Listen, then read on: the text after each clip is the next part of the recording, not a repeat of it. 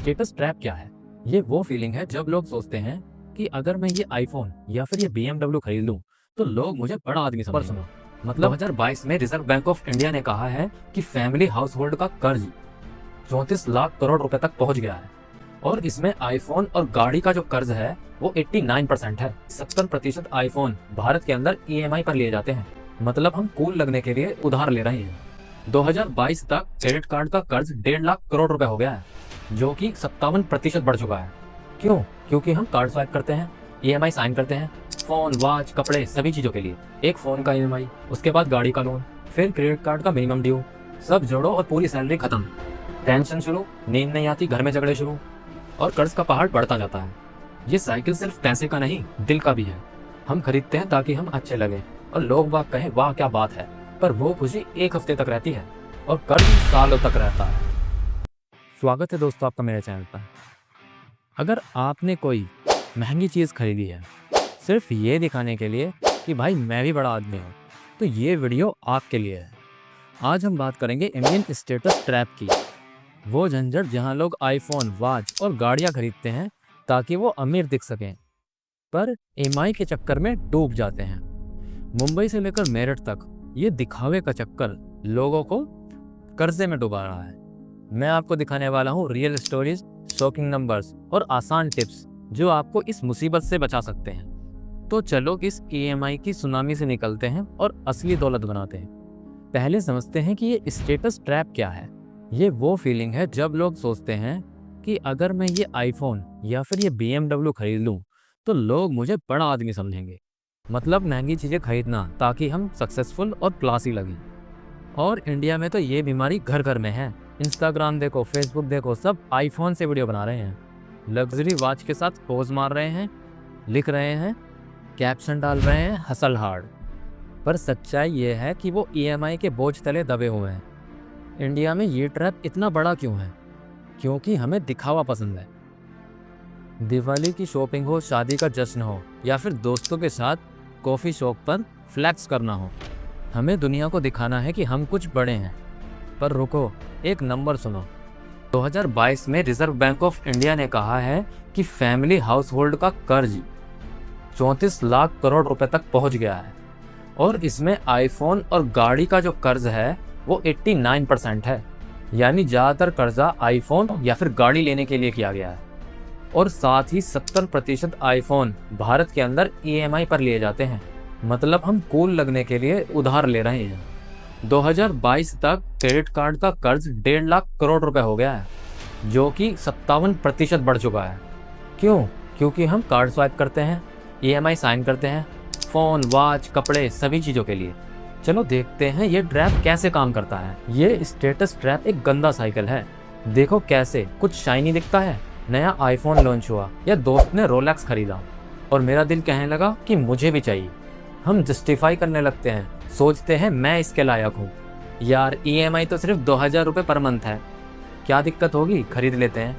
तो card swipe कर दिया या फिर बाय नाउ पे लेटर पर साइन कर दिया।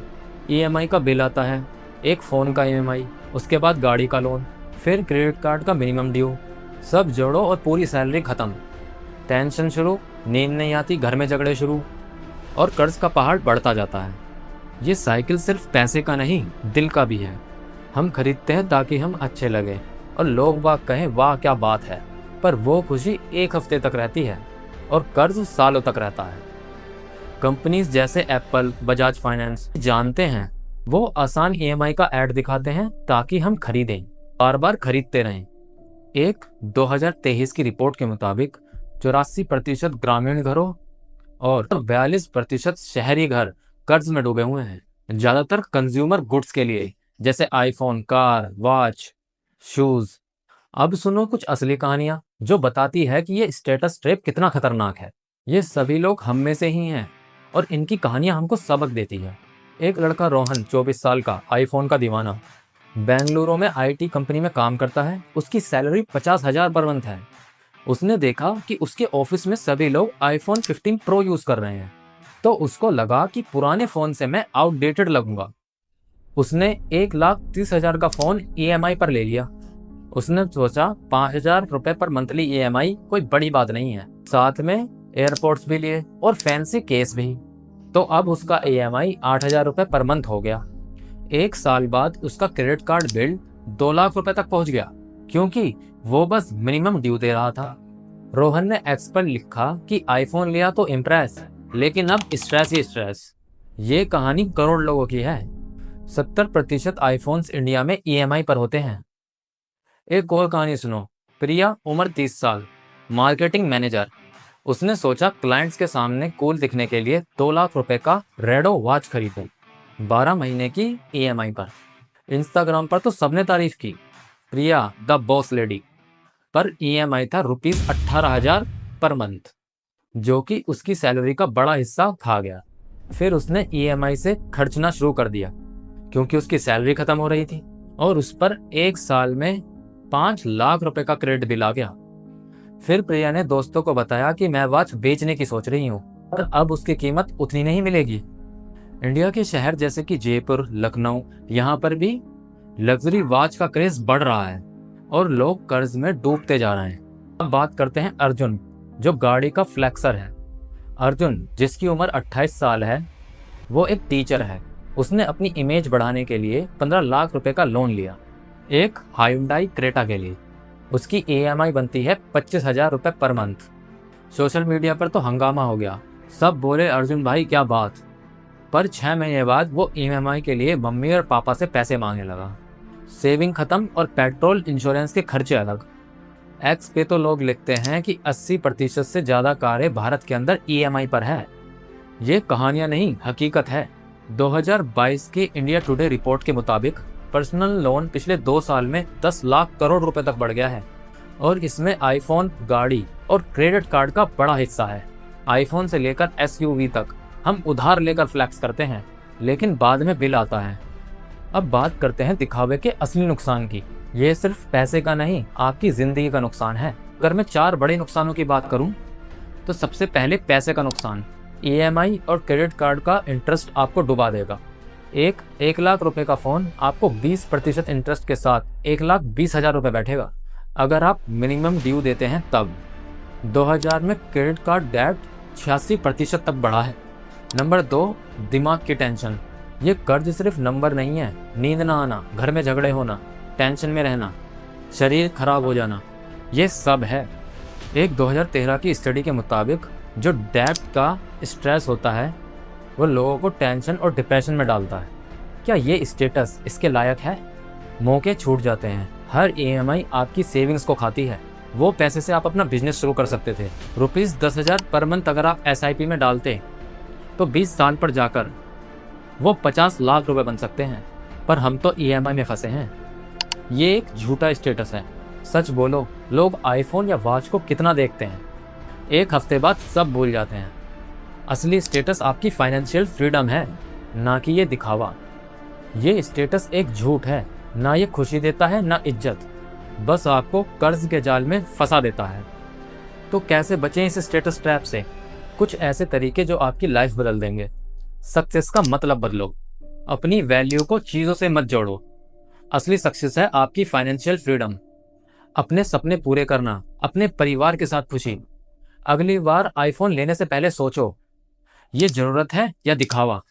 एक सिंपल बजट बनाओ, हर महीने इनकम और खर्च लिखो। ऐसे ऐप्स जैसे मनी कंट्रोल और वॉलनट, इनका यूज करो।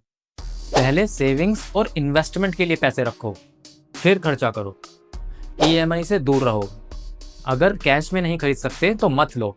EMI और बाय नाउ पे लेटर जैसे स्कीम्स, ये सभी इंटरेस्ट के साथ लूटते हैं। 2023 में बजाज फाइनेंस जैसी कंपनी ने इंटरेस्ट की वजह से बहुत कमाए, करोड़ों में इस कंपनी ने कमाया, और हम कर्ज में फंसे हुए हैं। खुद पर इन्वेस्ट करो। 1 लाख रुपए का फ़ोन लेने से अच्छा कोई स्किल सीखो, कोई कोर्स सीखो, या म्यूचुअल फंड में पैसे डालो। एक 5,000 रुपए का ऑनलाइन कोर्स आपकी इनकम को डबल कर सकता है। फ़ोन क्या करेगा? सोशल मीडिया क्लीन करो। इंस्टाग्राम पर वो रील्स और उन फ्लैक्सर्स को अनफॉलो करो जो आपको चाहिए वाली फीलिंग्स देते हैं। अंकुर वारिको या फिर CA रचना रानाडे जैसे फाइनेंशियल गुरुज की वीडियोस देखो, वो असली दौलत बनाना आपको सिखाएंगे। ये स्टेप्स सिर्फ पैसे की नहीं, ये स्टेप्स आपकी आज़ादी के हैं।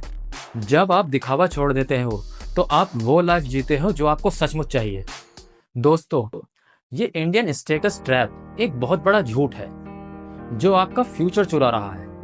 वो आईफोन, वॉच या गाड़ी आपकी वैल्यू नहीं बताता, ये बताता है आपका बैंक बैलेंस और दिल का सुकून। एक 2024 के रिपोर्ट के मुताबिक इंडिया में हाउस होल्ड का डेट 617 बिलियन रुपीस तक पहुंच गया और ये बढ़ता जा रहा है। आप इस झंझट में मत फंसो, तो आज एक छोटा स्टेप लो।